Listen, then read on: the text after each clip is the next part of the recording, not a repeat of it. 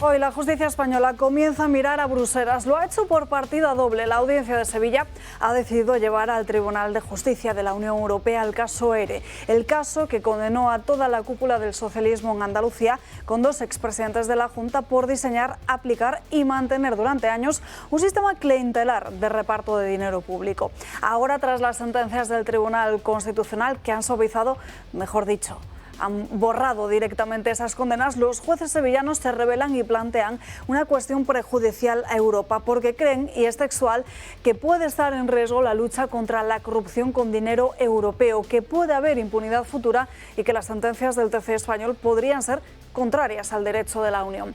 Así está la justicia en España, cuando el alto tribunal, que debe defender la Constitución, se convierte en un actor más del tablero político. A los jueces de instancias inferiores no les queda más remedio que apelar a instancias supranacionales. Es decir, recurren a Bruselas para frenar lo que consideran un posible atentado jurídico perpetrado desde Madrid. Y no es el único caso que llega hoy a Europa, porque hoy mismo también en Luxemburgo se ha empezado a estudiar otro de los grandes asuntos que tensionan la política española, la ley de amnistía, esa que Pedro Sánchez aprobó para satisfacer a sus socios separatistas, incluidos los prófugos de la justicia como Carles Puigdemont. El Tribunal de Justicia de la Unión Europea examina si esa ley vulnera el derecho de la Unión. ¿Por qué? Porque afecta a delitos como la malversación y el terrorismo. Y mientras la justicia trata de poner freno desde Bruselas, el gobierno de Pedro Sánchez sigue acelerando su hoja de ruta. En Barcelona se ha consumado otro hito en la cesión al separatismo. Cataluña va a recaudar todos sus impuestos, todo el IRPF, toda la recaudación, todo el control. Una reforma constitucional de facto sin reforma constitucional.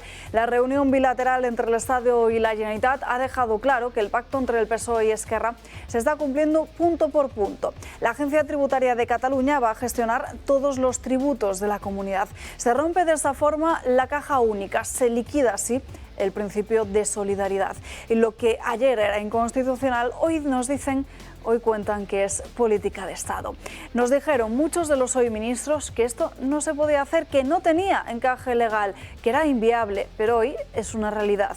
Lo que ha cambiado desde entonces, ya lo saben, es la necesidad del presidente del gobierno, que depende cada día más de todos aquellos que quieren destruir el Estado que él y su gobierno deberían defender. Hoy cede el sistema fiscal. Ayer fue la amnistía, antes de ayer fueron los indultos. Mañana, ¿quién sabe? Y mientras todo esto ocurre, la justicia resiste frente a un espectáculo en el que las instituciones se retuercen para sostener a un gobierno sin mayoría y sin vergüenza. La prostitución política es máxima y se evidencia con unos partidos políticos intercambiando favores y con un gobierno partícipe del deterioro constitucional. El burdel ya está en la Moncloa.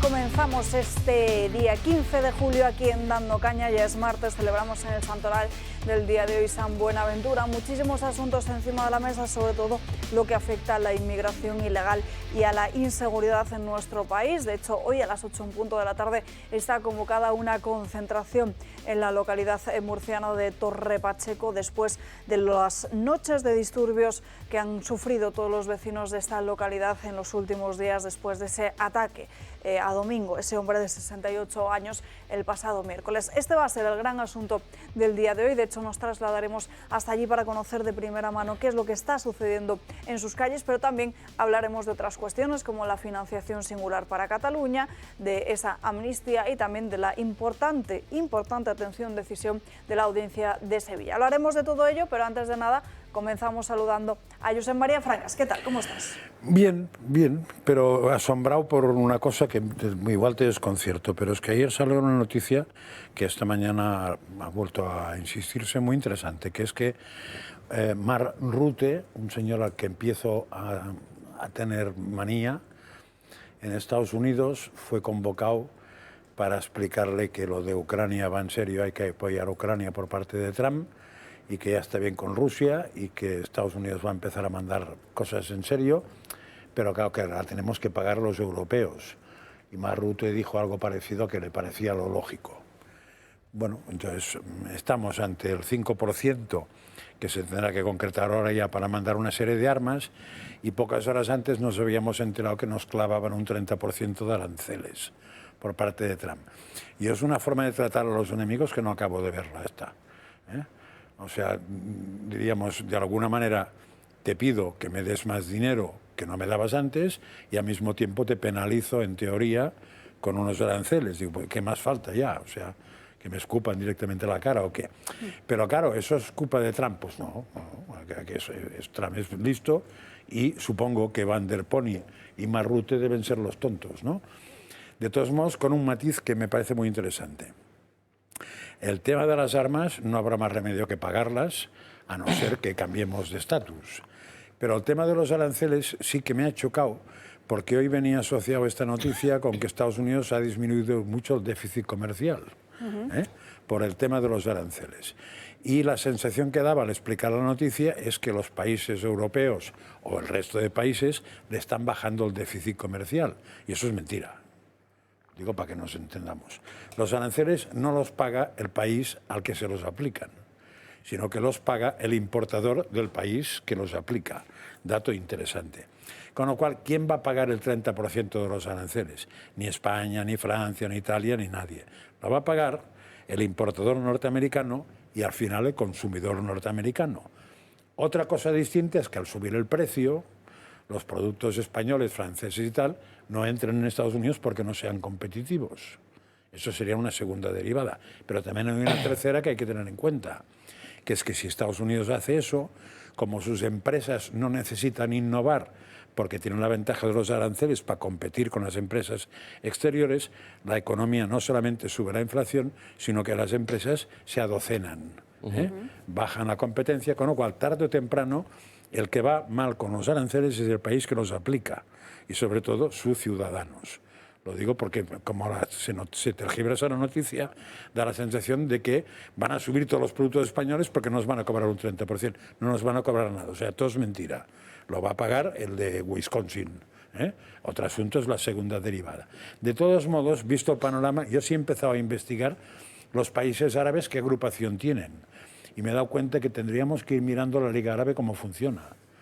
Porque igual resulta que con la cantidad de árabes que hay en España, con el desastre que es Van der Pony y con el desastre que es el Mark Rutte, igual nos compensaría empezar a asociarnos con el futuro que sería la Liga Árabe. Lo digo para dar ideas.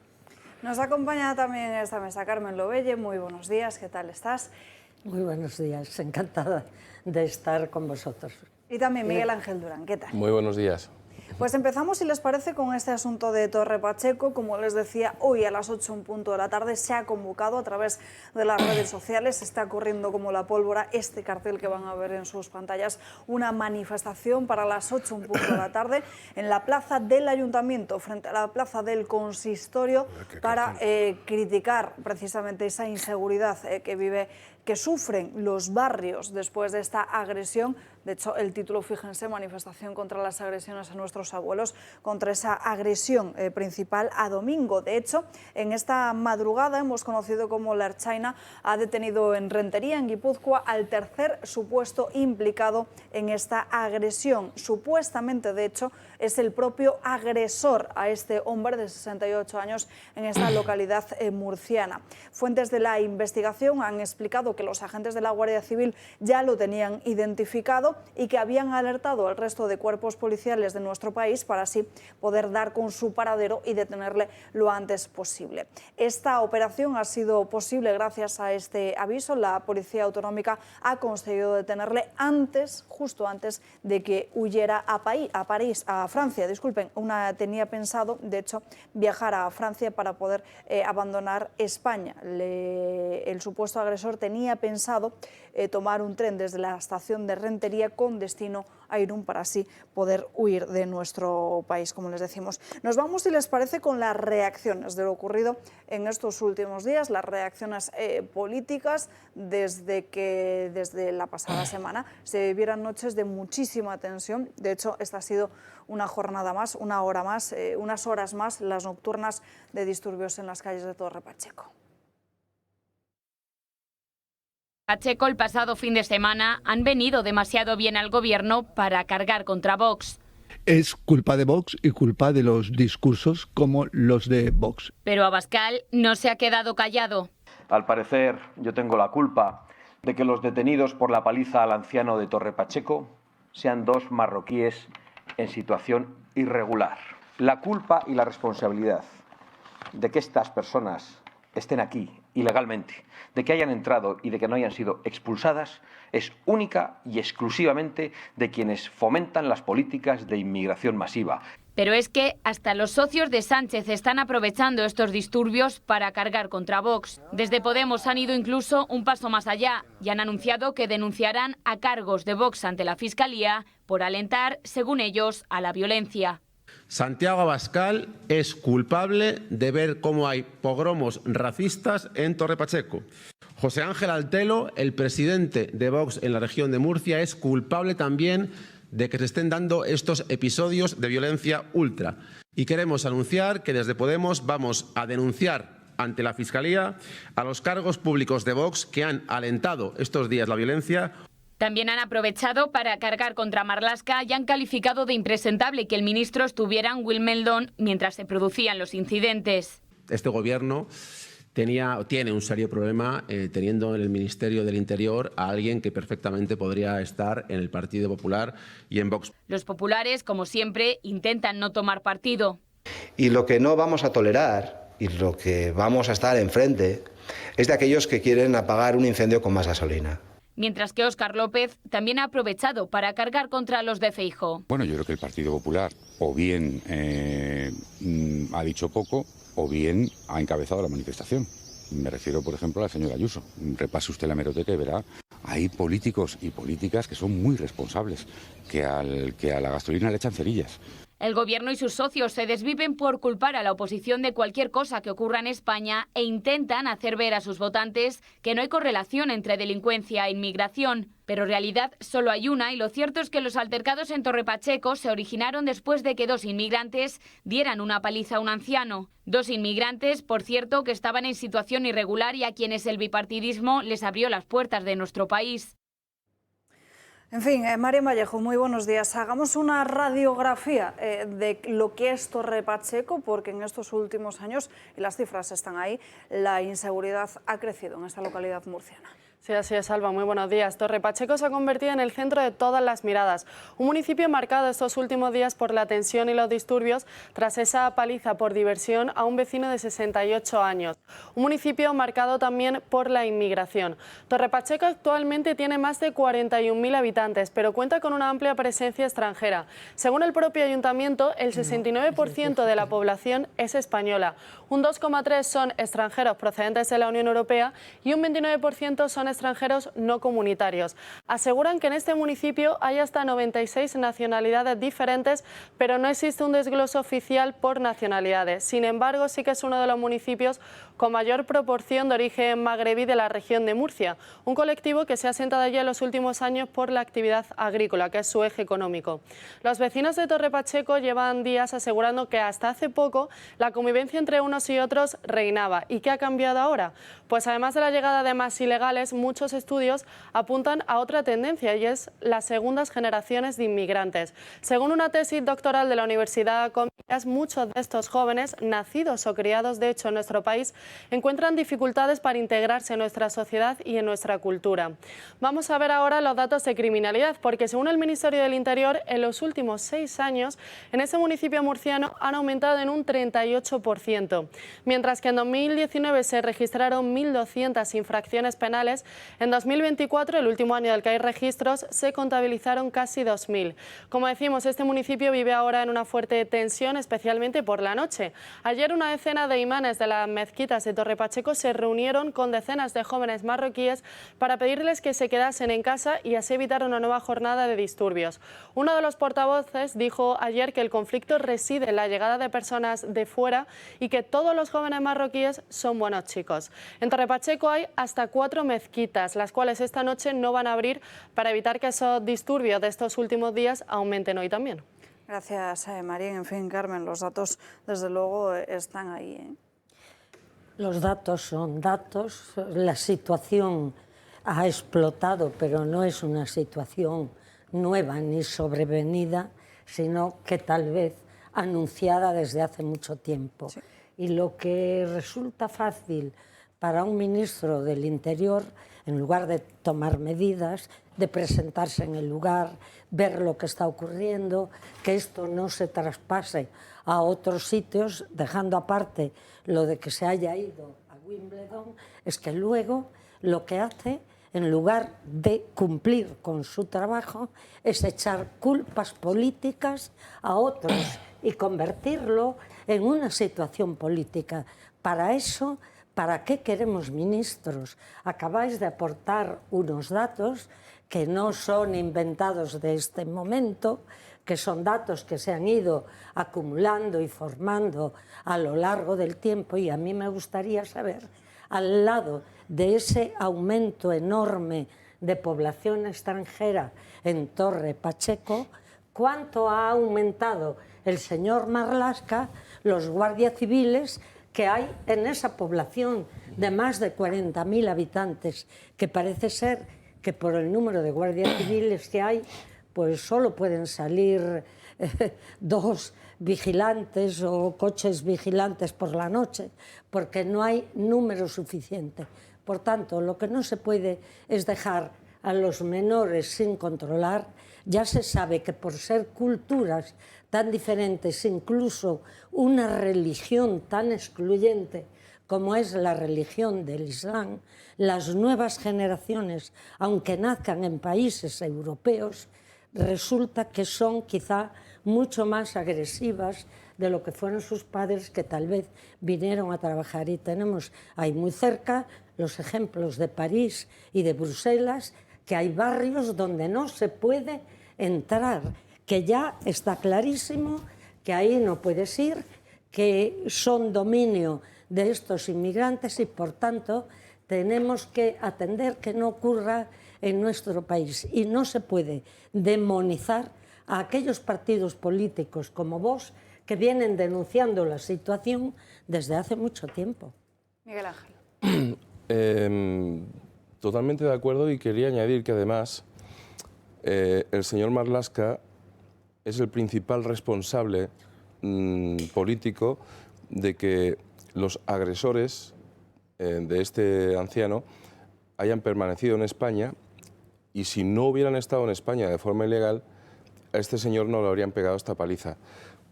Por otra parte, quería significar que lamentablemente, como los agresores probablemente sean insolventes, como probablemente son delincuentes y no tienen patrimonio, a esta persona anciana agredida no le va a indemnizar nadie. ¿Por qué? Porque pese a que la ley establece que la administración es responsable por el funcionamiento normal y anormal cuando te causa un perjuicio, y en este caso ha habido un funcionamiento anormal, puesto que estas personas no tenían derecho a estar en España, y como consecuencia de que estaban en España y han delinquido, este señor ha sufrido una paliza. En principio debería entenderse que se cumplen todos los requisitos para que sea el Estado el responsable subsidiario respecto de la paliza que ha sufrido este señor. Pero hay jurisprudencia que establece que pese a que el funcionamiento ha sido normal, pese a que las cosas no han funcionado correctamente por parte de la Administración, no está claro que pudieran haberse expulsado, porque depende también del país de origen, si te permite o no expulsarlos. Y en base a esta jurisprudencia, que a mi juicio es completamente errónea e injustificada, este señor se va a quedar sin indemnización, cuando es un hecho absolutamente acreditado que estos sujetos le han pegado una paliza porque estaban aquí, y porque estaban aquí de forma ilegal. Y por último, de forma muy concisa, a ver, yo por supuesto estoy en contra de toda actuación violenta por parte de nadie. Se habla de grupos, determinados grupos que han venido de fuera de a Torre Pacheco, pues a liarle y demás. Pero vengo diciendo desde hace mucho tiempo que yo creo que en el momento en que el Estado, al margen de estos grupos, en el momento en que el Estado desaparece y no te ofrece la seguridad, la ciudadanía tiene que organizarse. Y tomar la justicia por su mano.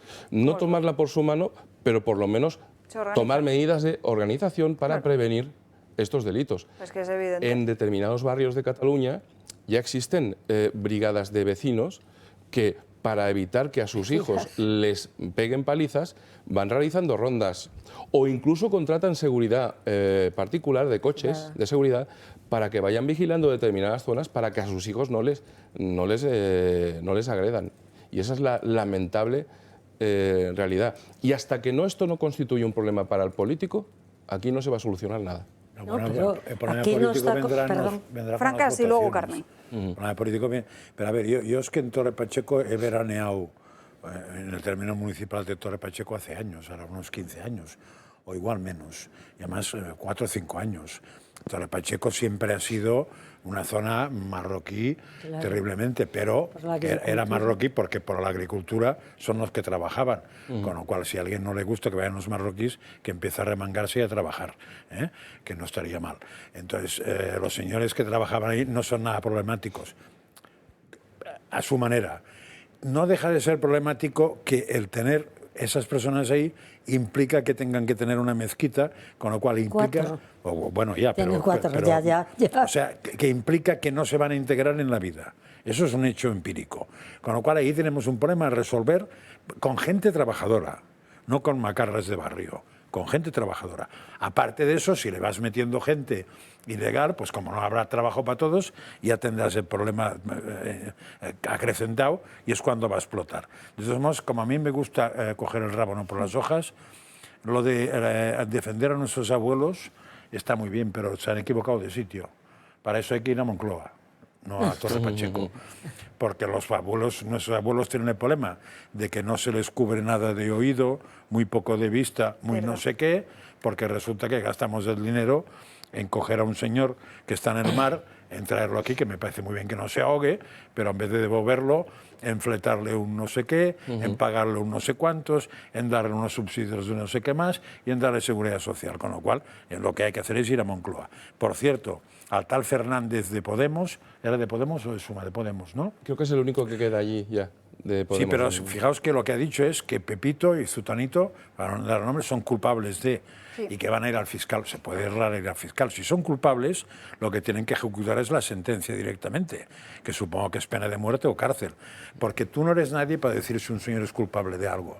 Tú puedes decir presunto, puedes decir lo que quieras, pero si vosotros ya decretáis quién es culpable y quién no, ahorraos el fiscal.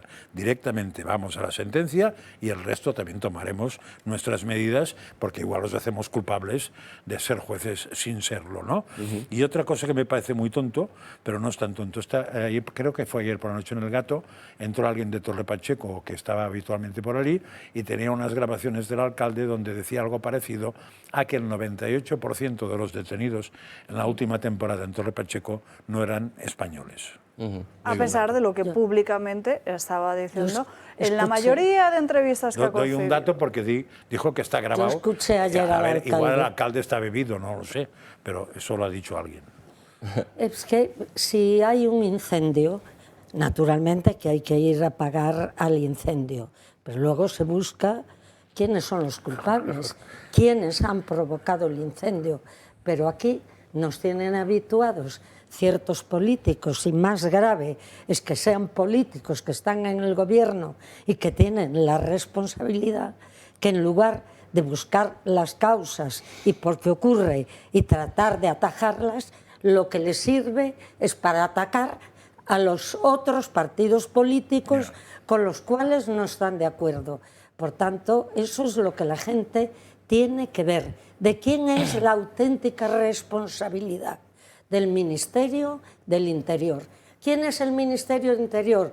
Marlaska. Habrá otras responsabilidades, pues naturalmente si se tiene a grupos de jóvenes en las calles, muchas otras circunstancias, pero en el momento en que hay disturbios públicos y que parten, digan lo que digan y hablen lo que hablen de si hubo bulos, de si hubo noticias falsas, lo cierto es que hay un herido al que me alegro que tú hayas destacado y protegido, porque ¿qué ocurre? Ya nadie se va a acordar de este señor maltratado, pero es que no es el primero y no es el primero en ese lugar.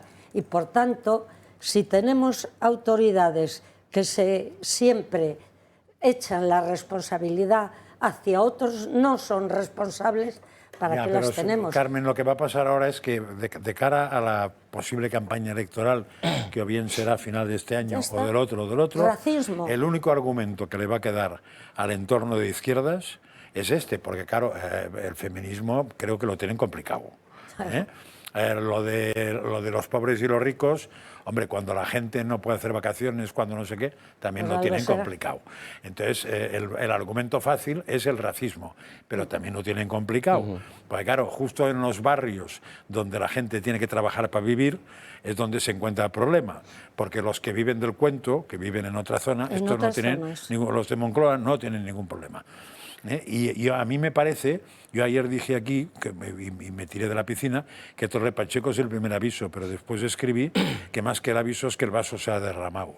O sea, y se ha derramado en Torre Pacheco, pero no es, la gente que está protestando en Torre Pacheco no es de Torre Pacheco. Es que en Alcalá de Henares, este mismo fin de semana, el sábado, está convocada otra manifestación. Recuerden todos ustedes que Alcalá de Henares también ha sido otro de los polvorines con la inmigración ilegal por el centro de Menas que hay allí instalado, y sobre todo justo después de conocer la violación a una joven, a una mujer de esta misma zona por parte de un ciudadano de unos 21 años de origen maliense que estaba precisamente en este centro. Es que es Torre Pacheco, es Alcalá de Henares, es Sabadell, son muchos puntos geográficos en nuestro país donde están teniendo única y exclusivamente el mismo problema, y además con un patrón que se repite. Sabadell y en Cataluña. Datos. ¿Y en qué zonas? Son datos, son hechos.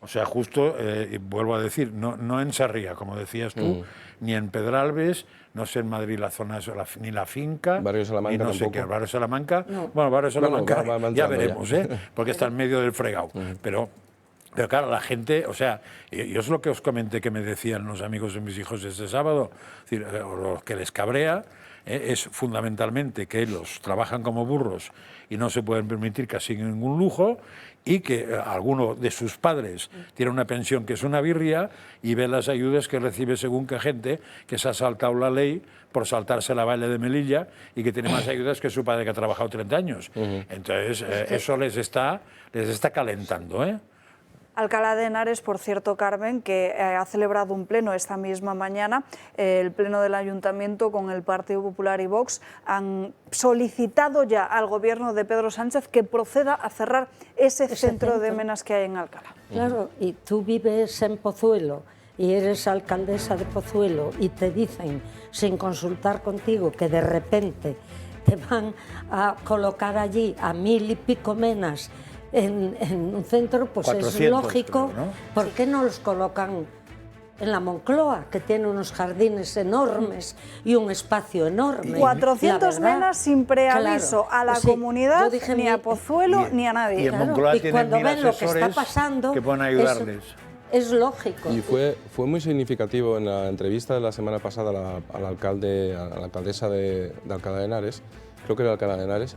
Es que hay en Pozuelo y en Alcalá hay alcaldesa. Al preguntarle sobre si el Ministerio de Interior le había comunicado en realidad cuántos son los efectivos que había desplegado en su población, decía que esa información no se la habían facilitado, que no sabe la alcaldesa cuántos son los miembros de cuerpos de seguridad que tienen en su propia población. Perdón, el alcalde de Torre Pacheco también ayer confesó que ha querido saber cuántos guardias civiles y no lo sabe. Hay, y tampoco lo sabe, tampoco se lo dicen. Claro, pero es que tampoco podemos esperarnos a que suceda algo así para empezar a preocuparnos por la seguridad de los municipios en los que gobernamos. Es que también hay que tener un poquito de responsabilidad y uno comienza a ver síntomas, porque ya los vecinos decían, es que esto ha explotado ahora, pero es que venimos de muchos meses que ya comenzábamos a ver que había cosas que no eran muy normales, ya habíamos detectado robos, ciertos gestos, ciertos comentarios. Pues claro, es que no nos puede sorprender. Hombre, claro, y si tú ves que el barrio está, no sé qué, no sales no sales de noche, etcétera, etcétera. De todos modos, cuando uno te da un problema, porque te da el problema, y no te pone la solución ni los medios, quiere decir que busca que tengas un problema. Tampoco nos engañemos, Porque tú... Claro. Es más grave que no poner la solución. Nos tenemos que ir a la primera pausa de publicidad del día de hoy, que nada, son unos 10 minutos, y a la vuelta nos iremos en directo hasta Torre Pacheco. Se lo contamos en unos minutos. Produce y almacena la energía que consumes, asegurando el suministro en tu hogar y garantizando un ahorro en tu factura de la luz. ¿Cómo? Gracias a una batería instalada en tu casa y a la energía que generas desde un parque solar remoto. Aunque vivas en un piso, sin necesidad de instalar paneles en tu tejado, puedes tener tu propia energía y protegerte del mercado eléctrico. Y todo con la tranquilidad de un proyecto pensado para los próximos 40 años. Descubre el pack ahorro energético de Comunidad Solar en comunidadsolar.es o llamando al 980 2812.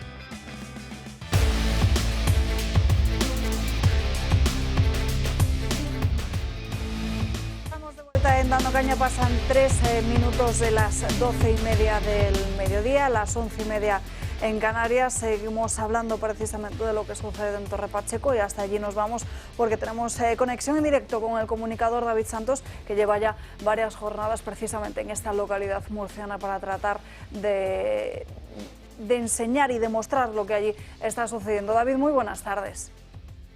Buenas tardes, ¿qué tal? ¿Qué tal? ¿Cómo estás? ¿Cómo lo están viviendo precisamente los vecinos de Torre Pacheco con los que has podido hablar en estos días?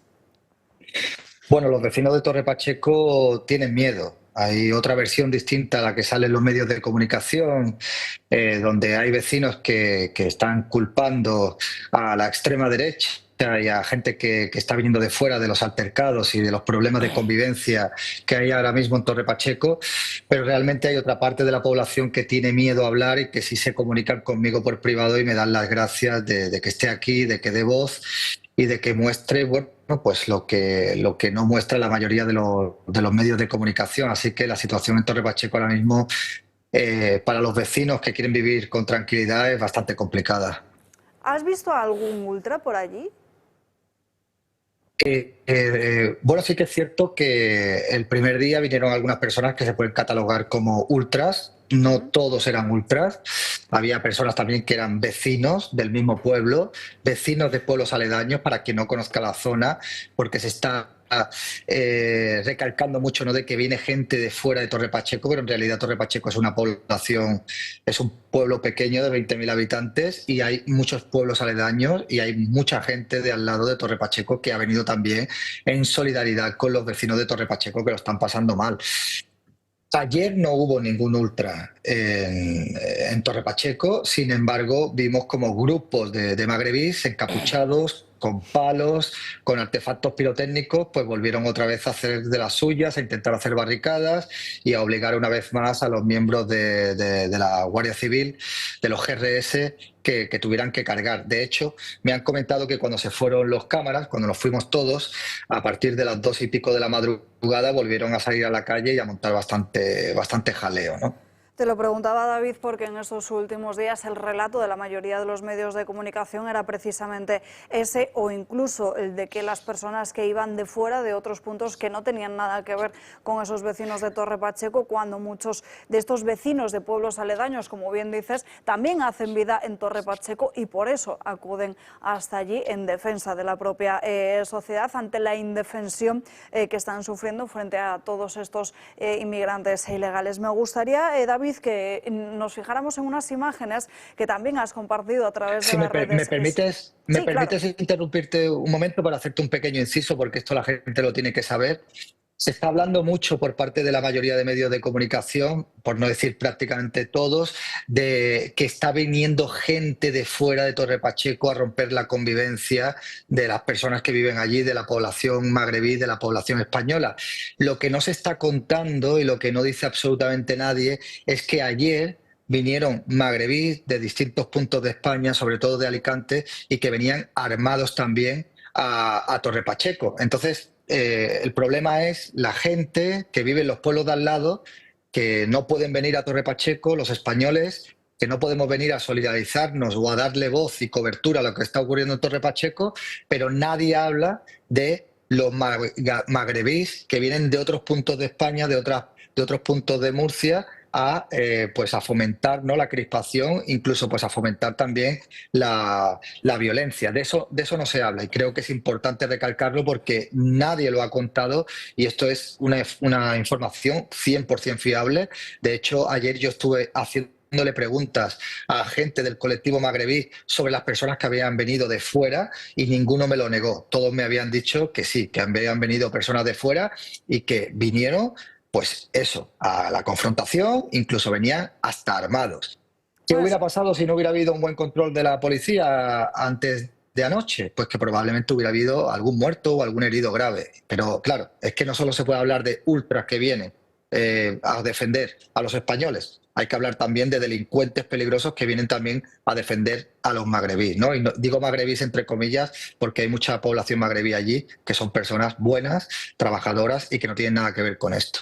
Bueno, es que de hecho muchos de esos magrebíes, y está muy bien que lo contemos, que lo cuentes, David, que lo denuncies, porque también hemos podido comprobar cómo se organizan a través de diferentes grupos donde se habla de dar caza a los españoles. De hecho, un grupo de esos magrebíes, y tú lo viviste ayer en primera persona, precisamente te amenazaron. Vamos a ver precisamente esa secuencia y ahora lo comentamos.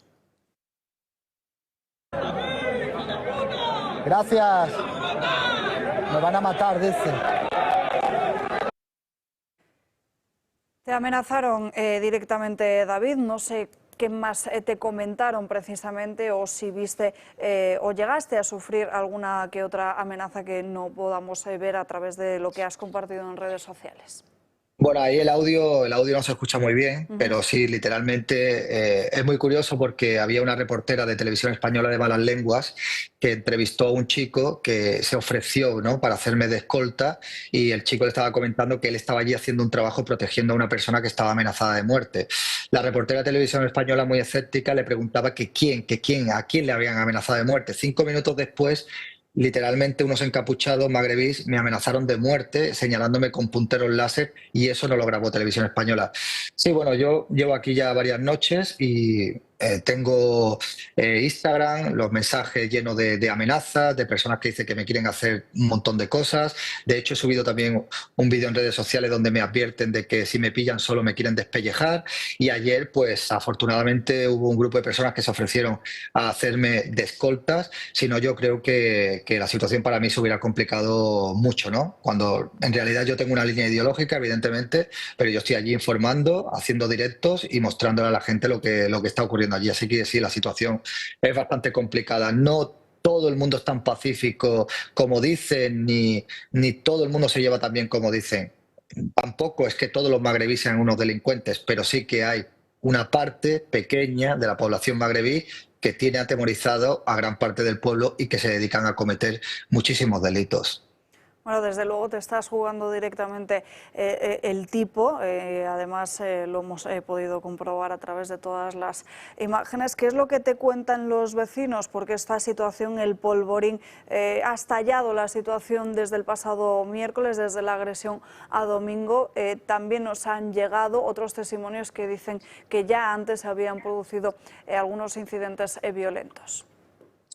Pues lo que me cuentan los vecinos es que tienen miedo y también me han escrito personas de origen magrebí, que tienen miedo, que quieren vivir tranquilos, que viven en una población pequeña, que quieren tener una vida normal, que quieren poder salir por las noches a pasear, que quieren poder estar tranquilos, que quieren poder hacer una vida completamente normal, ir a trabajar, volver a sus casas, pasear por la noche por el pueblo y que de hace un tiempo hacia acá, pues con el incremento de la población en situación irregular, que viene sobre todo del norte de África, pues esta convivencia cada vez se está pues echando a perder y esta inseguridad está empezando a crecer también en el pueblo, ¿no? Así que la gente está preocupada, esto trasciende más allá de grabar, de un discurso y de un relato ideológico, ¿no?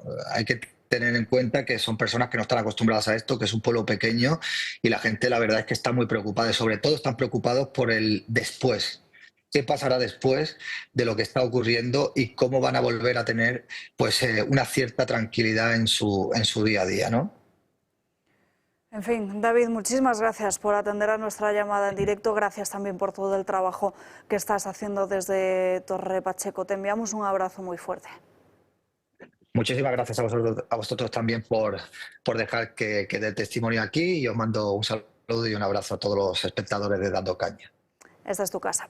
En fin, la situación desde luego es tremenda, pero como comentábamos antes, no solo en Torre Pacheco, sino también en otros puntos de nuestro país. De hecho, vamos a movernos a otro de ellos. Y esta es una información que escribe precisamente esta misma mañana un aicano en La Gaceta, acerca de grupos de menores, cómo pasan su día a día. Pues lo que hacen es irse cada 2 semanas a un karting en Tenerife, acompañados, atención, por diferentes ONGs, que estas ONGs ya saben que están subvencionadas.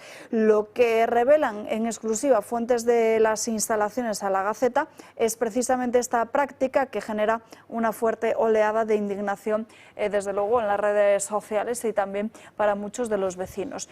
Lo que han confirmado desde el circuito de karting es que las visitas se realizan de forma periódica y en grupos reducidos, de unas 5 personas por cada vez que acuden, por cada actividad. Usuarios han coincidido con ellos y también lo que denuncian es que esos grupos superan incluso la veintena y que su comportamiento ha llegado a provocar situaciones de muchísima tensión con otros clientes. De hecho, uno de los testimonios enviados a La Gaceta relata un incidente especialmente grave. Uno de ellos es de Tiral. Uno de ellos chocó adrede contra una mujer extranjera en plena carretera.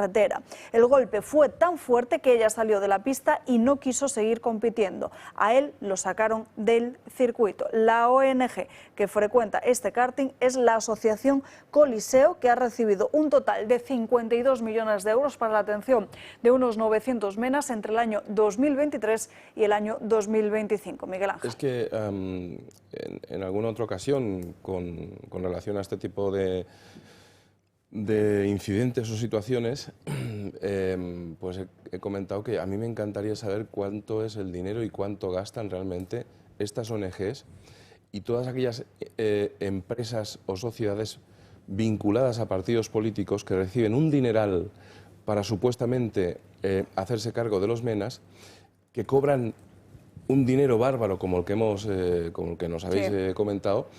Y quisiera saber ese dinero realmente dónde va y en qué se gasta. A mí es lo de siempre. Al final alguien acude, por ejemplo, a este karting con sus hijos, pues para pasar una tarde o para disfrutar de la actividad, y se encuentra con determinado sujeto descerebrado que como le importa muy poquito la integridad física de los demás, pues es capaz de generarte un problema para toda la vida. Es decir, esta señora no sé cómo acabó, pero se fue de allí inmediatamente. Es decir, esto es lo que yo creo que no tenemos obligación de soportar los españoles que trabajamos, que intentamos ganarnos la vida, que pagamos nuestros impuestos para que esto no suceda. Y bueno, el otro día en Cataluña apareció incendiada una mezquita. La cosa se va a poner cada vez peor, lamentablemente, porque se va a radicalizar la situación y al final vamos a tener un problema muy serio. Sí. ¿Serio por qué? Porque yo creo incluso que si hablamos de estos temas, no hablamos de las saunas del señor presidente, del suelo del señor presidente. Es decir, yo creo que esto nos quita un poco también la atención, es un problema muy serio, pero al gobierno le va bien que centremos la atención en esto, y mientras hablamos de esto tampoco hablamos de las saunas de don Severiano, ¿cómo era? Sabiniano. De todo ello hablaremos a lo largo de la mañana de hoy. Más tarde hablaremos de esas saunas y del negocio sexual de la familia Sánchez Gómez, porque al final la propia Begoña Gómez trabajaba en estos locales y es familia de Pedro Sánchez, así que de la familia de Pedro Sánchez. Pero cuando hablamos de inmigración ilegal, dejando a un lado lo que sucede en Torre Pacheco, en Alcalá de Henares, en muchas ocasiones hablamos también de narcotráfico. De hecho, en las últimas horas, en estos últimos días, se ha conseguido desarticular una red de narcotráfico que operaba en España y Portugal y que era la que creaba, la que fabricaba las narcolanchas para que todo ese contenido y esas sustancias de estupefacientes pudieran llegar a nuestro país.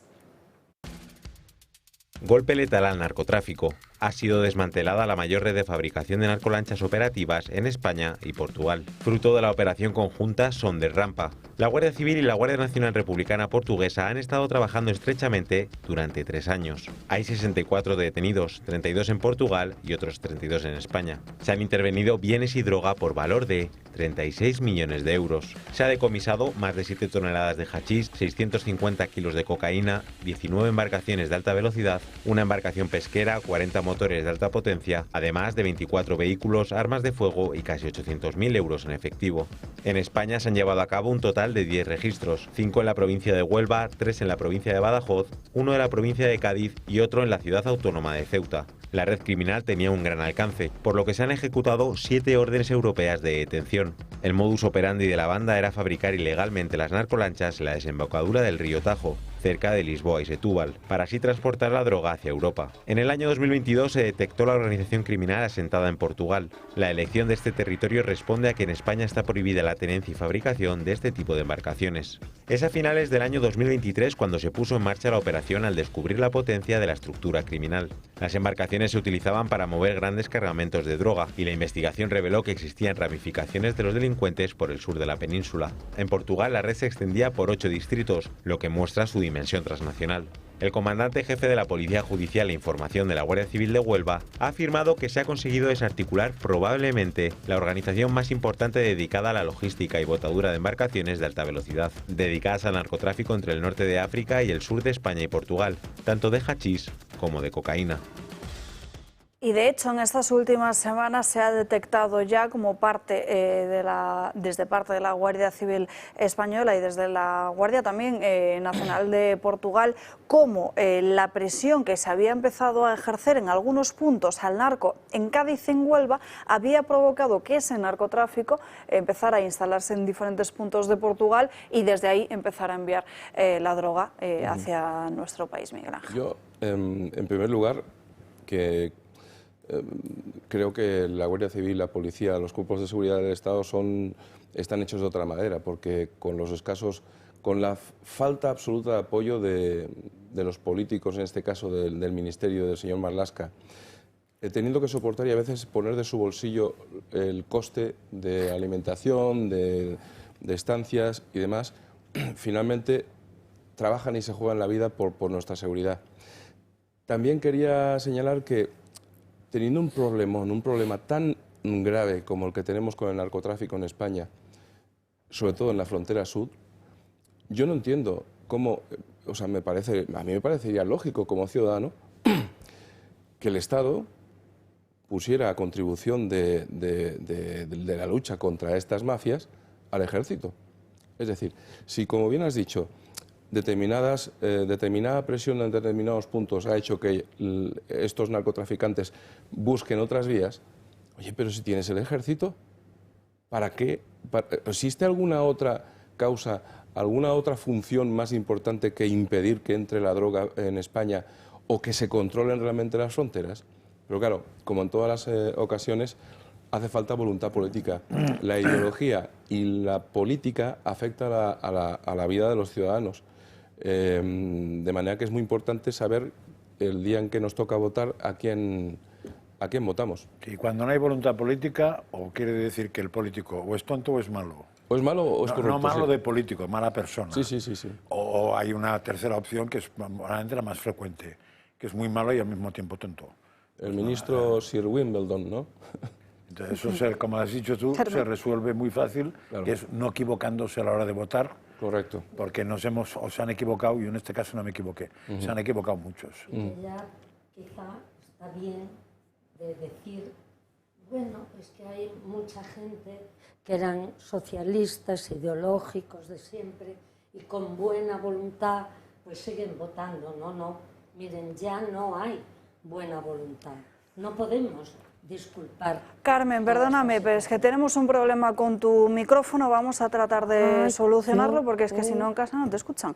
Entonces, compañeros, os pido que cuanto antes le solucionemos el problema del micro a Carmen y así podamos escucharla correctamente. Intento reproducir lo que decía Carmen porque es muy acertado. O sea, quiero decir, la gente que vota por ideología y sobre todo la gente que vota porque no gobiernen nosotros, se tendría que plantear que la ideología no sirve para nada si después los hechos rompen la ideología. Es decir, ¿para qué nos ha servido saber que Irene Montero estaba muy preocupada porque las chicas borrachas podían llegar a su casa por la noche, siendo borrachas, lo cual no deja de ser un mal gusto, pero en fin, pero estaba muy preocupada para que tuvieran seguridad de ir borrachas, si resulta que después hace una ley de manera que los señores que violan y etcétera, etcétera, etcétera, salen a la calle antes? O qué gran preocupación la de Rejón por el tema del feminismo y de tú sí que, y si, no sé cómo es la frase, de tú, cuando sí, yo sí te creo. Yo sí te creo, hermana. Y después, cuando puede, aprovecha para meter lo que no debe donde no debe. Entonces, claro, creo que es muy importante que el votante se fije en una cosa, es la ideología, la cual está muy bien para hablar, para predicar y para tal, pero a la hora de votar, decir, hombre, de esos 5 puntos clave que tengo yo, ¿quién cumple alguno?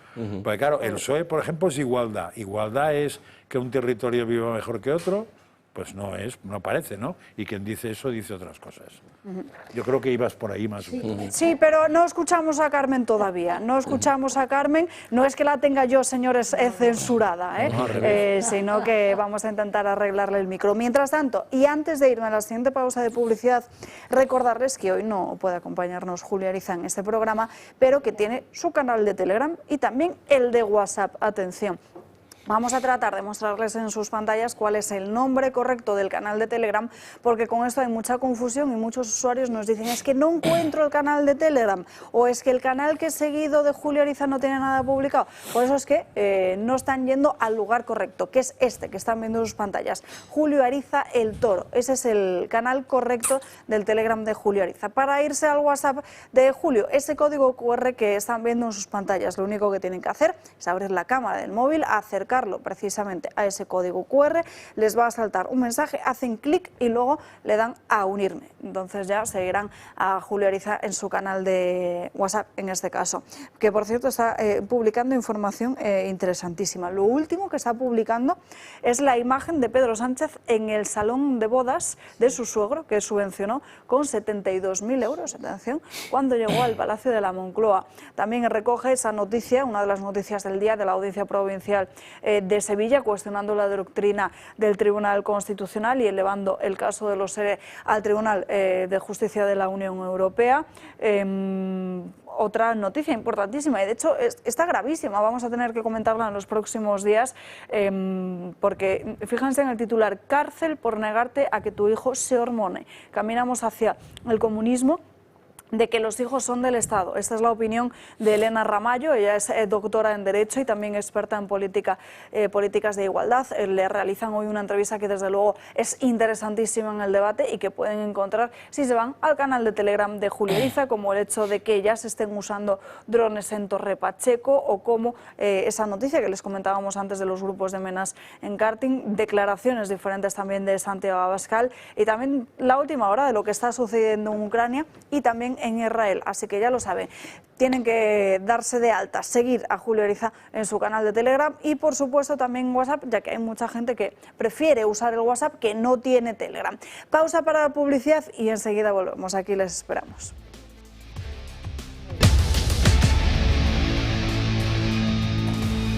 Estamos de vuelta en Dando Caña, nos acercamos a la 1 en punto de la tarde. Ya hemos conseguido solucionar el micro de Carmen, así que le doy la palabra ya que antes no la habíamos escuchado. Aparte de dar las gracias a Francas porque interpretó pues muy bien lo que yo quería decir, y es que ya no vale que la gente comente. Carmen, lo siento, pero es que mis compañeros me están diciendo que no se te escucha. Por favor, vamos a tratar de solucionarlo.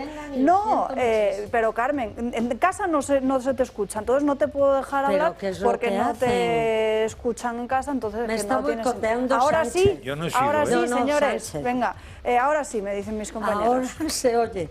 Pues quiero decir que esa noticia que has comentado del Telegram de Ariza, que se ve a Sánchez en uno de los salones que tenía su suegro y que a la empresa de esos salones le han dado dinero público, mucho dinero público a través de subvenciones, que es una prevaricación clarísima y que demuestra que Sánchez sabía perfectamente y conocía cuáles eran los negocios de su suegro. Y esto no es meterse con una cuestión de familia, es que es una cuestión que nos afecta a todos, porque no se puede ser más hipócritas que llevar adelante una ley o decir estamos contra la prostitución cuando tú estás al lado, convives, vives, te han comprado una vivienda de la que tú disfrutas, se te ve ahora fotografías en uno de esos salones y esta gente vivía de la prostitución. Por tanto, es absolutamente grave y no puede dejar de recordarse ese hecho. Y quien diga, no, no, yo soy muy honesto, yo soy muy idealista, yo voto por ideales, tiene que ver a lo que vota y a quién vota. En fin, vamos con más asuntos. Antes de volver a irnos hasta Murcia, porque enseguida volvemos a conectar con lo que está sucediendo en Torre Pacheco, vamos ya con las crónicas de Manicomio de Gabriel Serrano. Gaby, muy buenas tardes. En muchos lugares se ha celebrado el Día de la Diversidad Cultural y esto ha sido un ejemplo en Reino Unido. La directora de un colegio de la zona se llama Rugby, que está cerca de Birmingham, un poco en el centro norte del país, pues mandó una carta a los padres y decía que este día especial está dedicado a conocer y celebrar la rica diversidad cultural dentro de nuestra comunidad escolar. Anima a los alumnos a vestir ropa tradicional relacionada con sus raíces y a compartir discursos sobre su herencia. Esto lo publica para que los padres pues tengan conocimiento de lo que van a celebrar el 11 de julio. Pues bien, gracias a la denuncia de un padre, nos hemos hecho eco de lo siguiente. Un padre de una de las alumnas publicó en Facebook una carta y dice: voy a recoger a mi hija al colegio, le están haciendo sentarse a la recepción para esperarme. Esto es el propio día. Dice, es el día de la diversidad cultural en el colegio en el que los niños pueden llevar ropa que represente su cultura y escribir un discurso sobre su herencia. Cada niño tenía que preparar pues primero la vestimenta y luego un discurso para que hable de sus propias raíces. Dice, le han dicho a su hija que no es para ella porque todos los días puede celebrar que es británica. Vamos a ver cómo ha ido la niña vestida en el colegio. Llevaba un vestido con la bandera de Reino Unido y dice que el padre, que esta niña de 12 años sin decir una sola palabra, sin que se le permite hacer un hermoso discurso inclusivo, ha puesto de relieve el problema mismo de la izquierda woke en este país. Esto es lo que ha dicho el propio padre. El colegio organiza un día de la diversidad cultural, cada niño puede ir según sus orígenes, sus raíces. Ella se presenta con la bandera conocida como la Union Flag, la Union Jack, y va así y no le dejan entrar. ¿Por qué? Porque va vestida del país que representa. Y además tenía ya un discurso preparado para este propio día. Y dice, hoy quiero hablar de mi cultura, la cultura británica, y de por qué es importante para mí. En Gran Bretaña tenemos muchas tradiciones, como beber té, nuestra afición a hablar del tiempo, y tenemos también a la familia real. Dice, tenemos una historia increíble, los reyes, los reinos, los castillos, y lo va explicando. Dice, pero a veces en la escuela solo oímos hablar de otras culturas, lo cual está muy bien porque aprender sobre otros países es interesante e importante.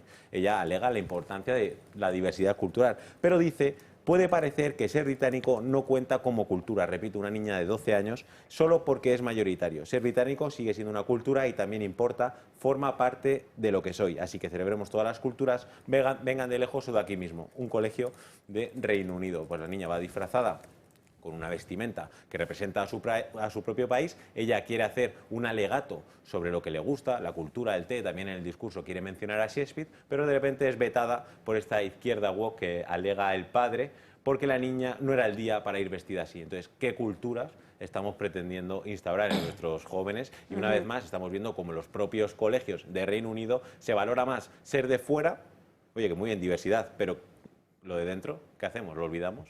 O sea, que nos hemos pasado. Una cosa es el respeto a las minorías y otra es que desaparezcan las mayorías y la cultura del propio pueblo al que otros vienen a vivir. Nosotros tenemos que respetar, si nos trasladamos a otros países, recordemos a nuestros emigrantes que fueron a Alemania, que fueron a Suiza, se han integrado perfectamente y estaban inmersos en la cultura de esos países, pero hoy es todo al revés. No es un consuelo, pero hombre, algo sí consuela pensar que la frase de Einstein de que el número de imbéciles es tan infinito como las estrellas, no solo es para España, sino también se puede aplicar al resto de países y sobre todo al Reino Unido. A mí me preocupa sobremanera cada vez que pues acontece una noticia de este tipo, por cuanto esta personita, esta chica, esta niña, y al igual que ella, muchísimos otros, están recibiendo un impacto en su propia sociedad de que aquello que hace, que es simplemente poner de relieve aquello que ella es, lo que representa su cultura, viene siendo rechazado por nada menos que la institución en la que le están educando. Es decir, y existen personas como tanto el padre de esta niña como la propia niña que ha tenido la valentía de poner de relieve lo que le ha sucedido. Claro. Pero ¿cuántos otros niños ante este tipo de actuaciones se echan abajo y pasan por el tubo de la corrección política y de este tipo de ideologías? Pues muchísimos, porque no todo el mundo es tan valiente. Entonces tenemos un problema muy serio, es que en tu propia sociedad, en tu propia cultura, obstaculizan, recortan y amedrantan lo que tú eres. Esto no hay manera de aceptarlo. Vamos a dejar por el momento las crónicas de Manicomio, a las que enseguida volvemos porque tenemos conexión en directo con Antonio Martínez, él es diputado de Vox en la Asamblea de Murcia. Muy buenas tardes, don Antonio. Buenas tardes. Bueno, esta mañana hemos conocido cómo la Fiscalía ha abierto diligencias al presidente de Vox en Murcia, a José Ángel Antelo, por un presunto delito de odio. No sé cuál es la reacción que han tenido, cómo se lo han tomado. Bueno, yo creo que en general la izquierda tiende a considerar delito de odio todo lo que nosotros pensamos. Han convertido el pensamiento conservador en general en una manifestación de odio, simplemente porque defendemos el cristianismo, defendemos la patria, defendemos la familia.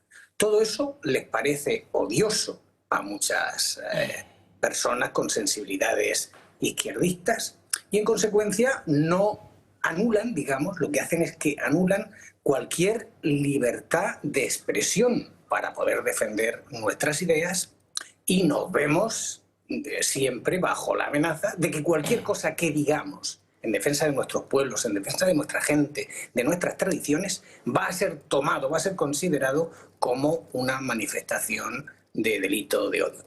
Y eso es esencialmente lo que ha ocurrido en el caso de Torre Pacheco. Torre Pacheco es un municipio que es un milagro del trasvase Tajo Segura. Que comenzar diciendo eso. De 15.000 habitantes ha pasado en muy poco tiempo, el tiempo en el que se ha desarrollado una agricultura fabulosa, ha pasado a 40.000 habitantes. Y ahí naturalmente ha venido gente a trabajar, gente honrada, de muchos sitios del mundo, de Hispanoamérica, de Europa del Este, también por supuesto de Marruecos. Y hay gente que viene a trabajar honradamente. Sin embargo, como consecuencia de este efecto llamada de las políticas que nos están haciendo socialistas y populares, pues se ha invadido una población con una masa de personas que no respetan nuestra manera de vivir, ni nuestros derechos, ni respetan nuestras tradiciones, ni respetan nuestras costumbres. Y en consecuencia, el ir a defender que ese modo de convivencia agresivo, que no respeta lo que somos, ni lo que creemos, ni lo que pensamos, ni nuestra forma de trabajar, eso se considera delito de odio. Realmente estamos viendo una situación en la que toda Europa, aunque Torre Pacheco es un caso paradigmático, es un ejemplo práctico, toda Europa corre el riesgo de esta invasión masiva, sustitutoria de nuestra población y de nuestra cultura, que si no hacemos algo al respecto, vamos a acabar con unos enfrentamientos civiles que van a ser naturalmente insoportables para nuestros pueblos y para nuestras regiones y por supuesto para nuestra patria, España. Empieza a serlo, don Antonio, en muchos puntos de nuestro país, porque esto es Torre Pacheco. De hecho, ustedes vienen denunciándolo en Murcia, pero es que en otras ciudades ya de toda España también se está viendo algo muy similar, y eso es sorprendente cómo precisamente ahora se busca el perseguir por parte de la izquierda, porque la denuncia la han emprendido desde Partido Socialista y Podemos contra José Ángel Antelo. Sorprende que se empiece a perseguir lo que es plasmar la realidad y denunciarla públicamente, para que de una vez por todas se pongan las administraciones del lado precisamente de las personas más indefensas, que son esos vecinos, en su mayoría además de barrios muy humildes, que no son capaces de poder salir a las calles tranquilamente por sus barrios. Exactamente. Lo que se ha denunciado por parte del Partido Socialista, en la persona de Antelo, es curiosamente lo que piensa más del 70% de la población española. Nosotros fuimos allí, Antelo al frente, y dijimos: no es posible esta invasión, no es posible esta agresión que está sufriendo este anciano, que es un ejemplo de estas agresiones, pero que se multiplican en toda la región de Murcia y en el resto de España.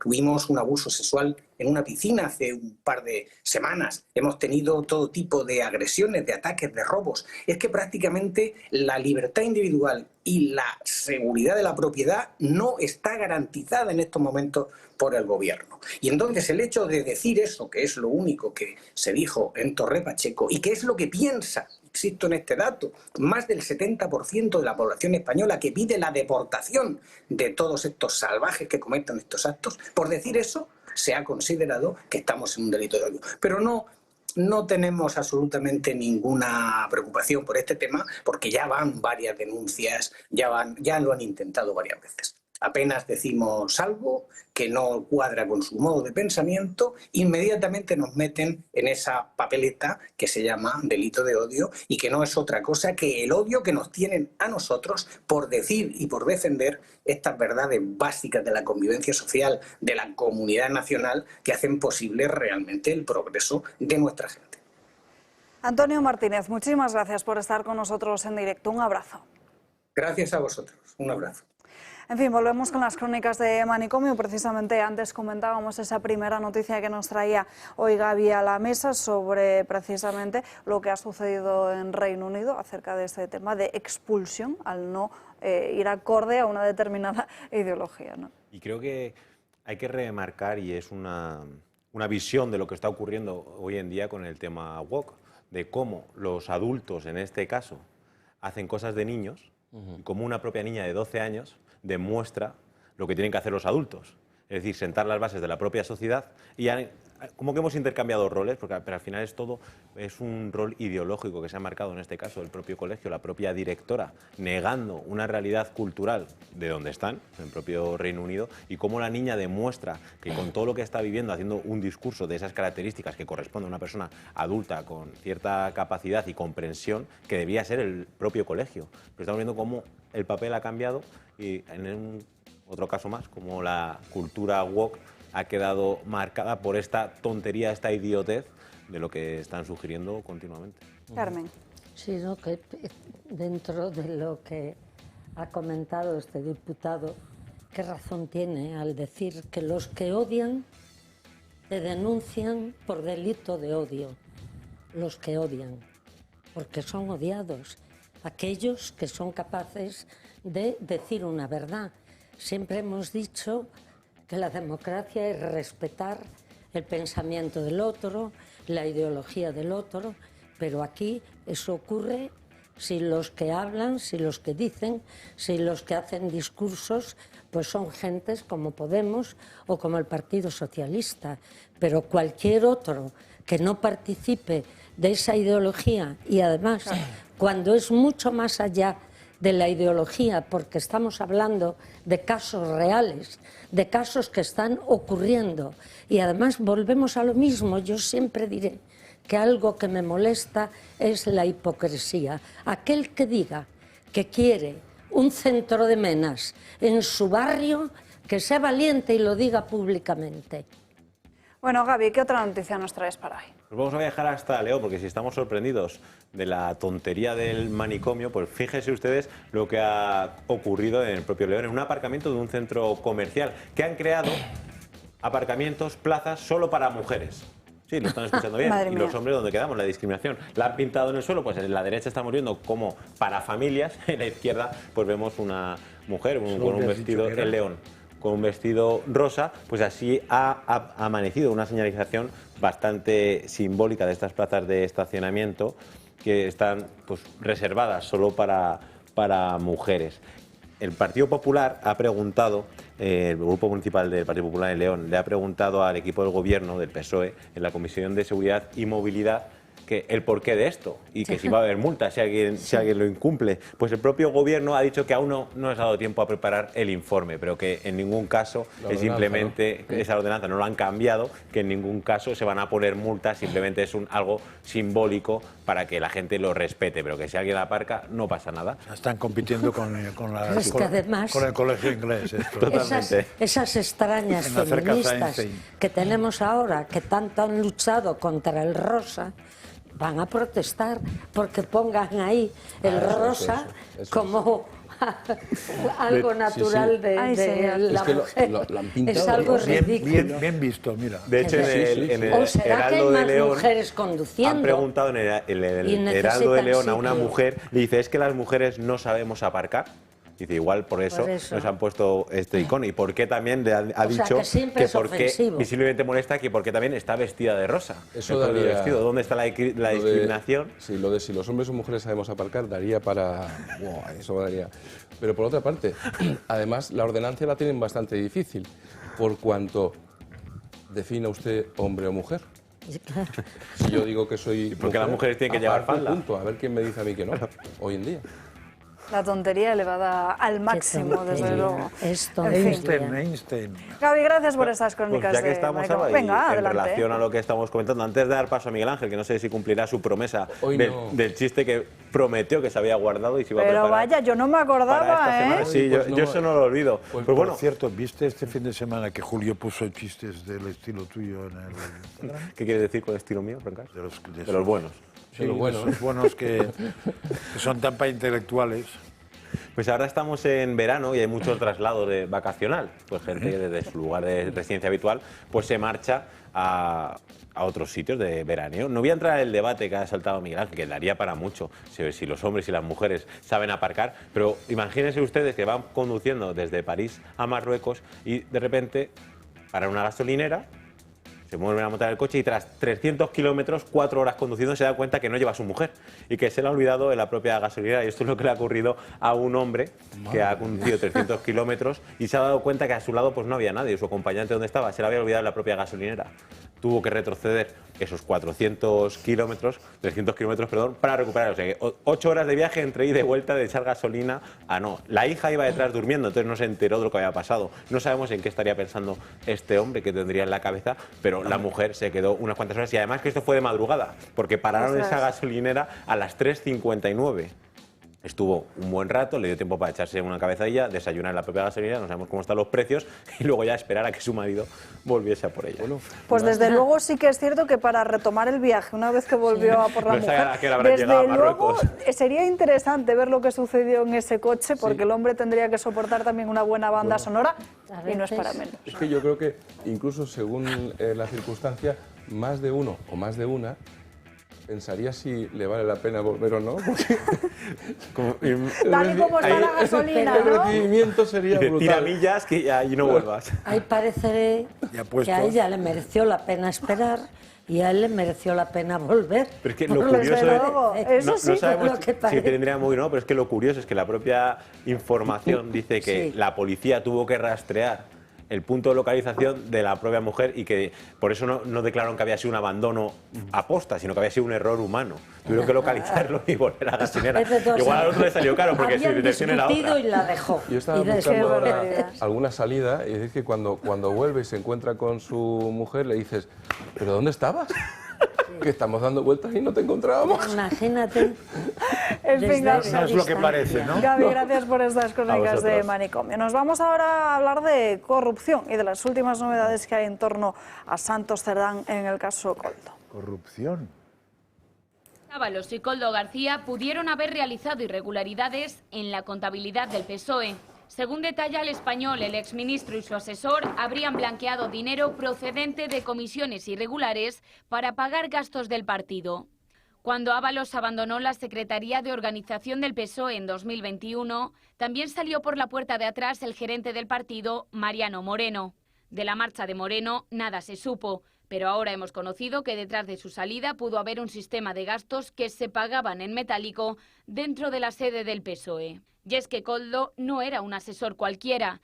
Era el encargado de pasar los gastos y, según fuentes socialistas, en Ferraz había sospechas de que Ábalos y Koldo alteraban los gastos que pasaban al partido.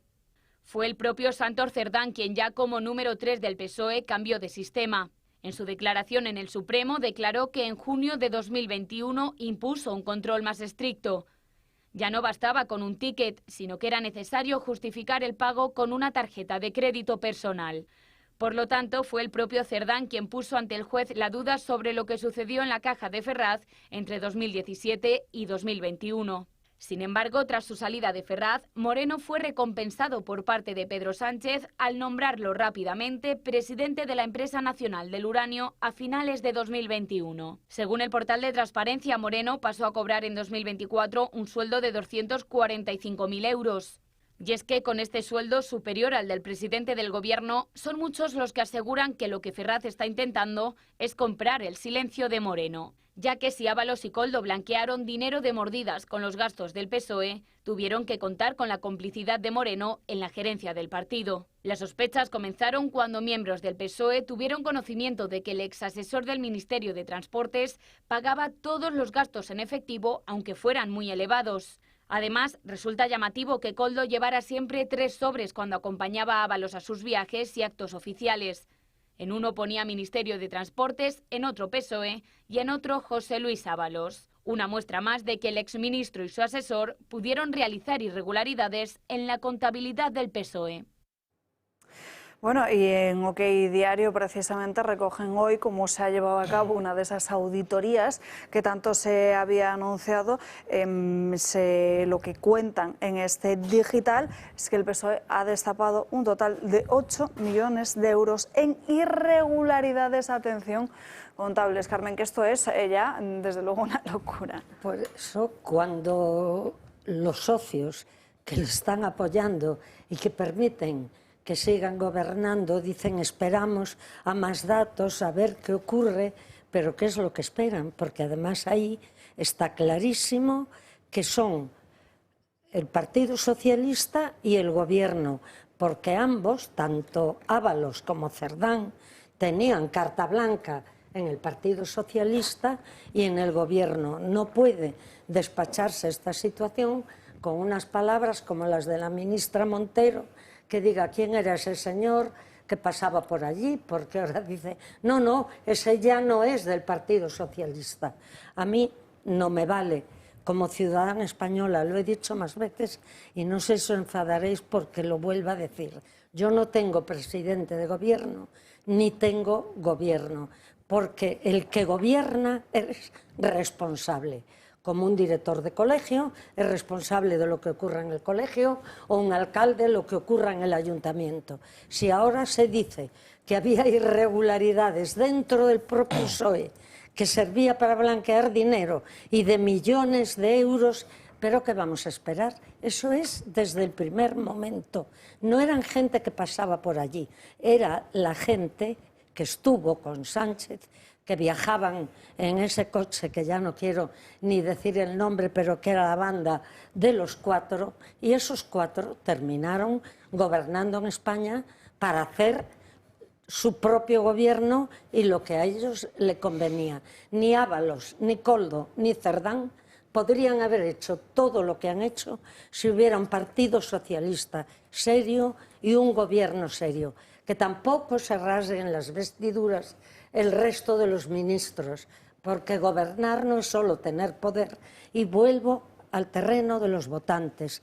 No se olviden que los que salen a aplaudirle, que los que salen a decir yo apoyo a ciegas a Pedro Sánchez, están apoyando su propia no me gusta decir esa palabra, bicoca, pero la voy a decir por primera vez, porque es una bicoca lo que tienen estos señores.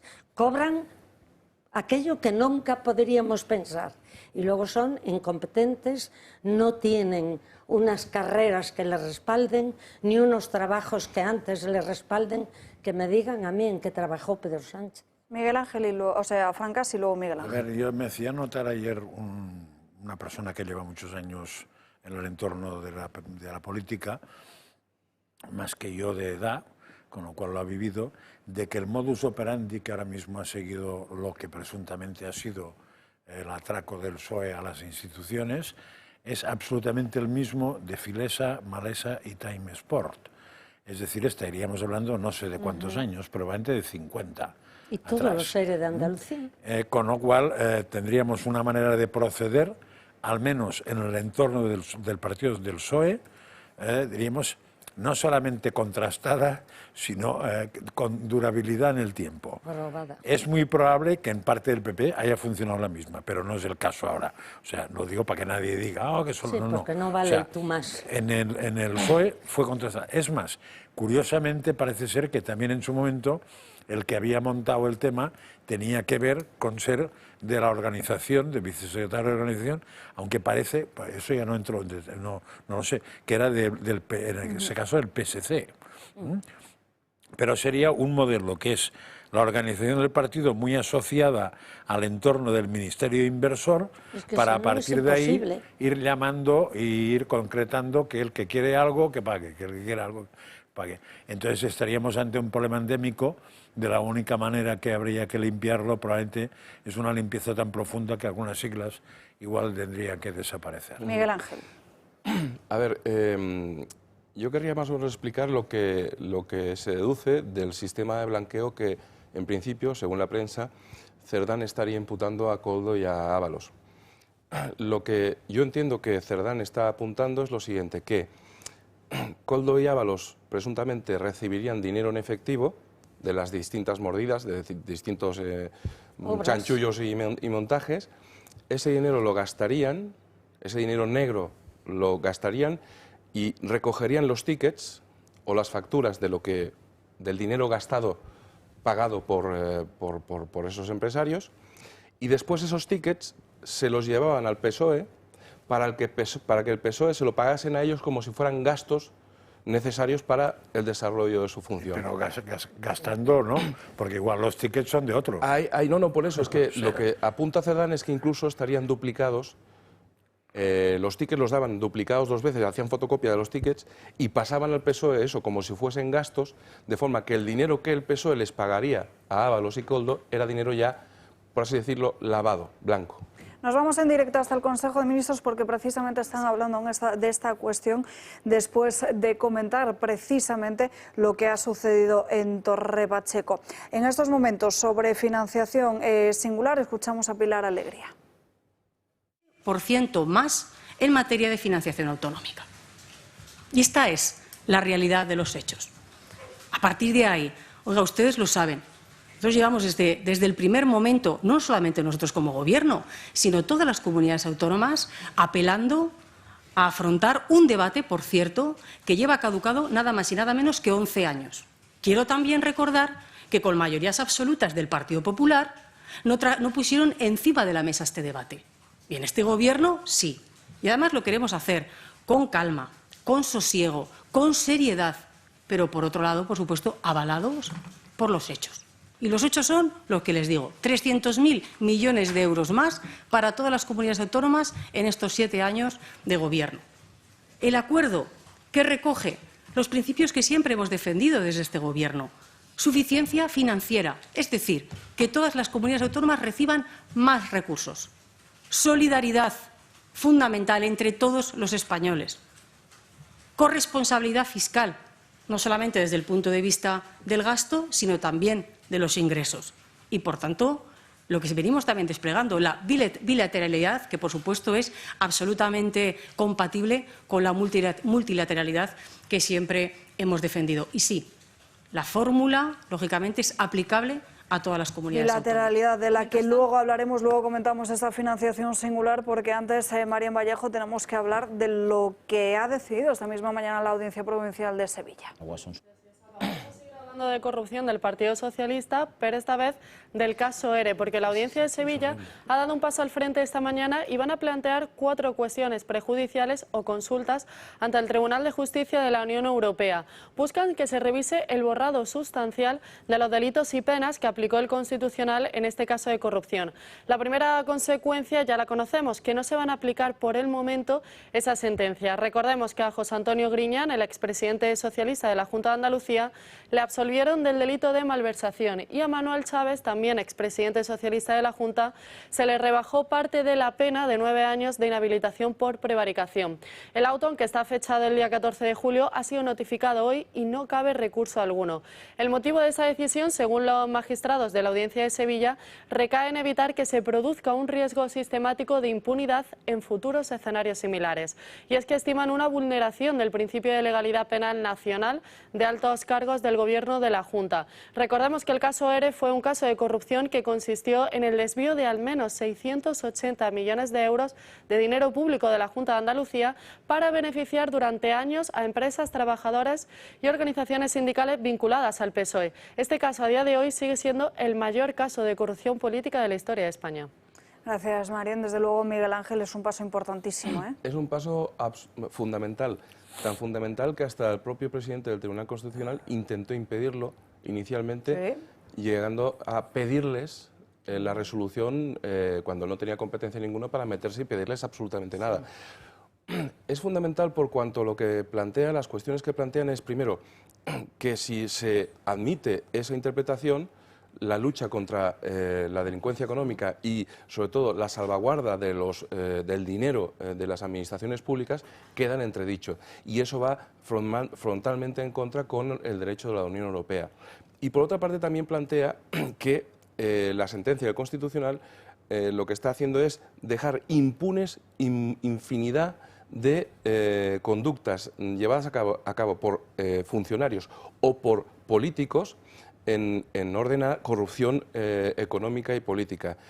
Y por último, lo que señala y deja muy en evidencia es que el Tribunal Constitucional lo que hizo en este caso es sustituir al Tribunal Supremo en la interpretación de la norma penal, del Código Penal, que le corresponde exclusivamente al Tribunal Supremo. Es el Tribunal Supremo el que tiene que establecer, el que interpreta qué es lo que es delito y qué es lo que el Código Penal establece como una conducta delictiva, y no el Constitucional, llevando a cabo una serie de reinterpretaciones de las normas, en este caso del Código Penal, para dejar impunes conductas que, de conformidad con el derecho de la Unión Europea, deben ser castigadas. Es que, como son tantas las cuestiones, que si la ley de la amnistía, que ahora la financiación de Cataluña, nos olvidamos de las barbaridades que ha perpetrado este Tribunal Constitucional. Y una de las más graves, gravísimas, es la que tú delatas.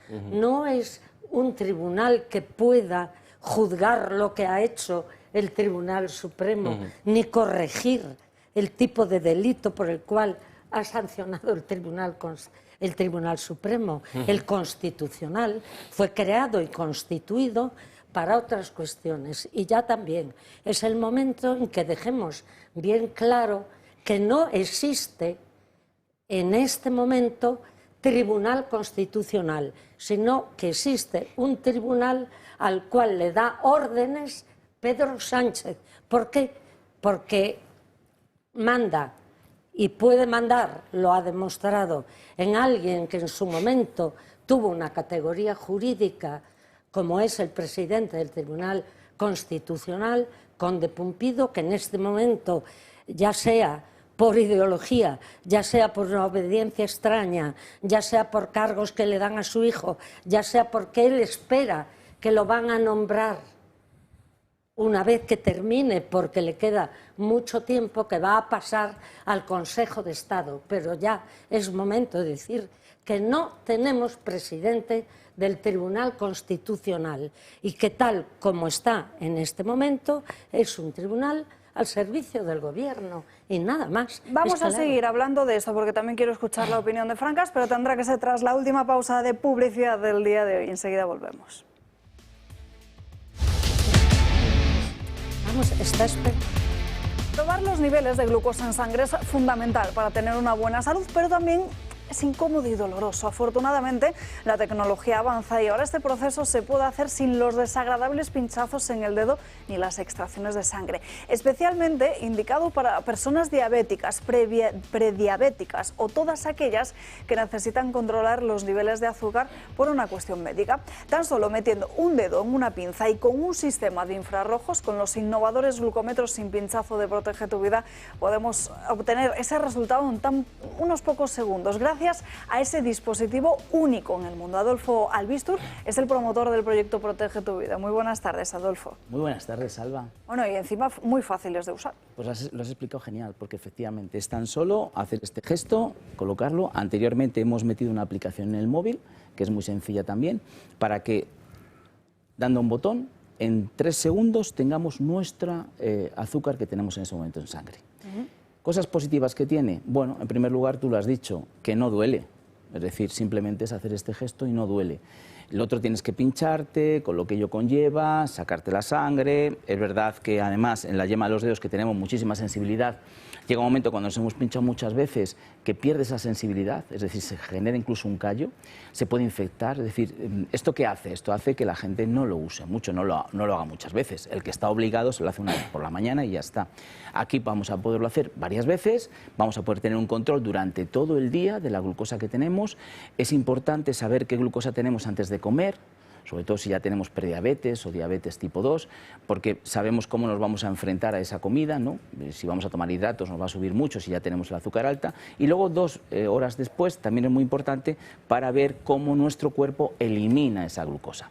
Así que, por un lado, no vamos a tener dolor y por otro lado vamos a poder medir la glucosa varias veces al día, que es lo más interesante. Y otra cosa, aquellas personas que dicen, yo no soy diabético, nunca he sido diabético, y a lo mejor de repente se encuentran con una prueba, vas al oftalmólogo y tienes una retinopatía, es decir, que te encuentran un problema, ¿no?, en la retina o en el riñón porque te sube la creatinina. Bueno, pues eso es una diabetes que lleva tiempo, así que vamos a educarnos en medir la glucosa como nos medimos la tensión para tener siempre ese control, que no nos ocurra que nos demos cuenta cuando ya es tarde. Bueno, y que además también es cierto que está respaldado por ese equipo de biotecnología de la Universidad de Sevilla, ¿no? Es verdad, o sea, realmente aquí hay muchos estudios detrás, han sido muchos años, 6.000 personas que se han hecho pruebas en el Hospital Virgen del Rocío de Sevilla con el doctor Antonio Pupo para que esté muy bien calibrado y que los resultados que da sean muy reales y ya os digo, lo digo muchas veces, pero no os fiéis por favor de lo que hay en internet porque no es cierto. Mide el oxígeno, no mide la glucosa. Para medir la glucosa tiene que haber mucha inteligencia artificial, tiene que haber muchos estudios y cualquier aparato no mide la glucosa en sangre, un reloj no te la mide, un anillo no te lo mide, todas esas cosas no te la miden, o sea que no son ciertas. Que no se fíen. ¿Dónde nos podemos hacer con él? Pues mira, tenemos un teléfono que tenéis en pantalla, es el 900-730-101. Llamad, además os vamos a regalar el servicio de telemedicina totalmente gratis desde casa para que llamemos un médico y el libro Historia de nuestros médicos, de cuyo programa estamos súper orgullosos de aquí en la casa. Pues Adolfo, que llamen cuanto antes. Muchísimas gracias. Gracias a ti, Alba. Comentábamos antes, Yo, sí, inmediatamente. Adelante, claro. Pues apunta el número, si no lo has apuntado, ahora te lo hacemos llegar.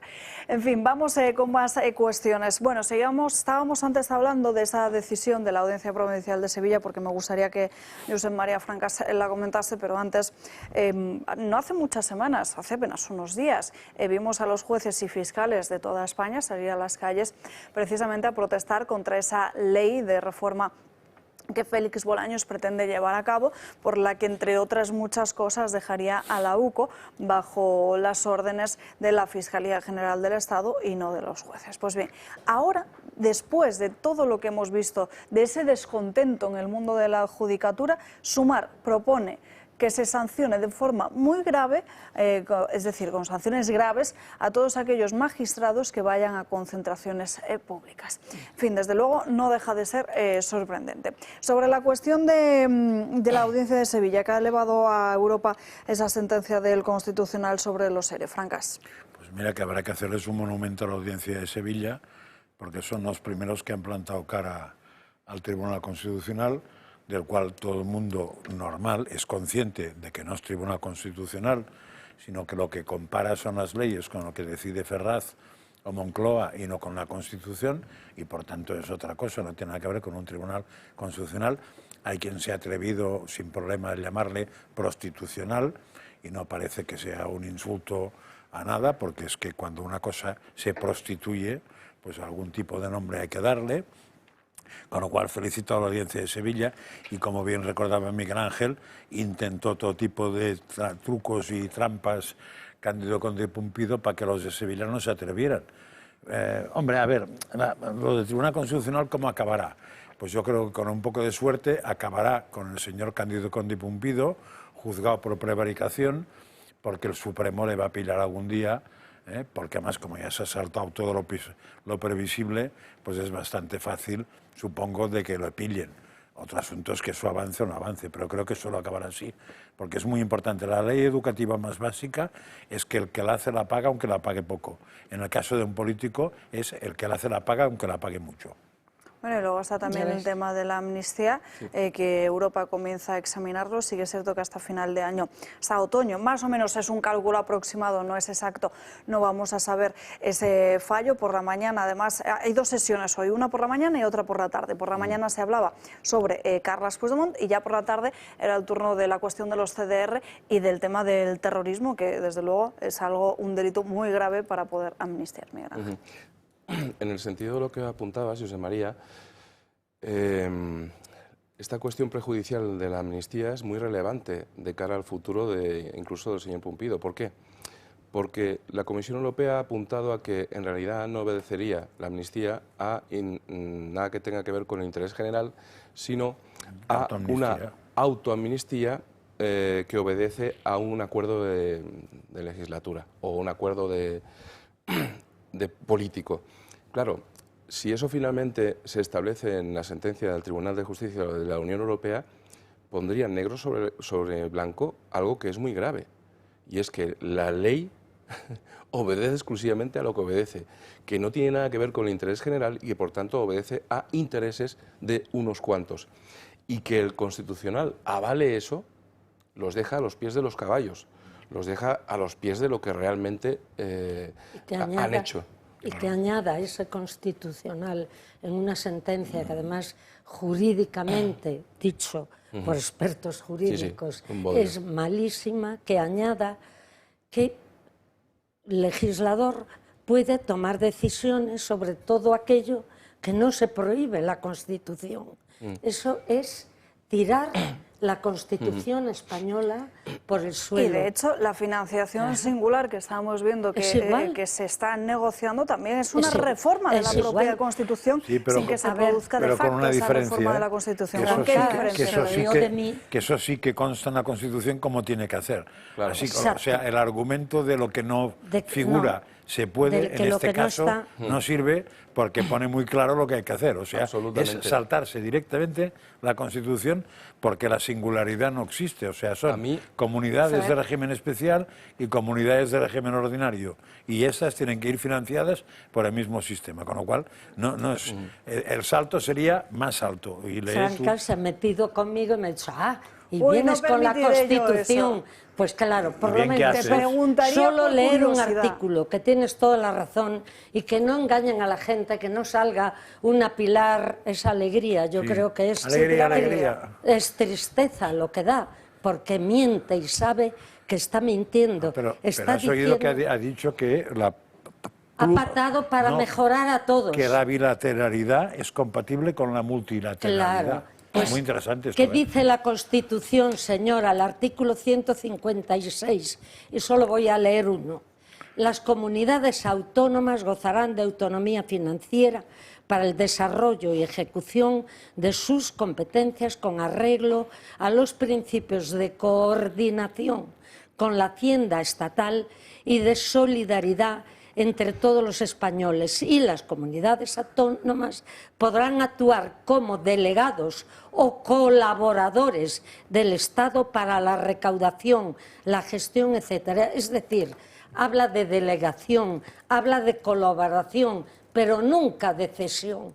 No se puede ceder, y menos decir como ha dicho esta señora, o sea, que pactan con Cataluña, el pactos con Cataluña lo tratan entre ella, PSC, y el gobierno, o sea, entre dos administraciones públicas, y dicen que es para mejorar a todas las otras autonomías, que es por solidaridad.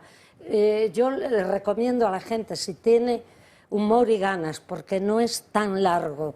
Yo me he leído ayer el acuerdo, es tan malo, es todo tal rollo, tan cuento, como hacen ellos siempre, hablar solidaridad, colaboración, compartir, palabras huecas, todo es así. Y me recordó una cosa, fijaos, parece extraño, pero me lo recordó. Me recordó a las peroratas y a todo aquello que decía Begoña Gómez en su cátedra, que yo nunca entendí nada de lo que quería explicar. Era un rollo también de palabras bonitas, encajadas unas con otras, pero que no llevaban a ninguna conclusión ni a ninguna parte. Pues esto es lo que han hecho ahora, aparte de saltarse la Constitución, claro está, que eso es lo más grave. Hay una viñeta que podría resolver el tema muy rápido, que es, tú pones un chico o chica en el suelo, otro pisándole la cabeza y diciendo, quien te quiere te hará sufrir. Pues esto es el planteamiento vital del PSOE. Está bien. Es que leedlo, es ridículo el acuerdo. A ver, yo es que en relación con Pilar Alegría, sinceramente me ha dado muchísima pena la chica que estaba traduciéndolo al lenguaje de signos todo lo que decía Pilar Alegría. Porque esa chica debe estar sometida, si es la misma siempre, sometida a tratamiento psicológico, porque tiene que estar aguantando y repitiendo en lenguaje de signos todas las mentiras y las chorradas que dice Pilar Alegría. Eso en primer lugar. En segundo lugar, a mí no me preocupó sobremanera que Rodríguez Zapatero, en una entrevista, entró en una cierta discusión con el periodista sobre si la amnistía era o no constitucional, y al final dijo Zapatero, bueno, si es constitucional lo tendrá que decir el Tribunal Constitucional. Digo yo, uy, ya está. ¿Por qué? Porque es que el Partido Socialista, para el Partido Socialista es constitucional lo que Pumpido diga que es constitucional. Lo demás, la letra le importa un rábano en absoluto. Por otra parte, muy relevante que parece ser que quieren encomendar a Indra el poner en marcha la Hacienda catalana. Y romper la Hacienda estatal. Eso es. Y, por otra parte, sinceramente, si finalmente la Hacienda catalana existe, que se vayan preparando los catalanes, ¿eh? Claro. Porque eso va a ser una cacería de brujas absoluta. Claro. Algunos. Y nos vamos ya a página internacional con Sandro Meco de En Dos Continentes.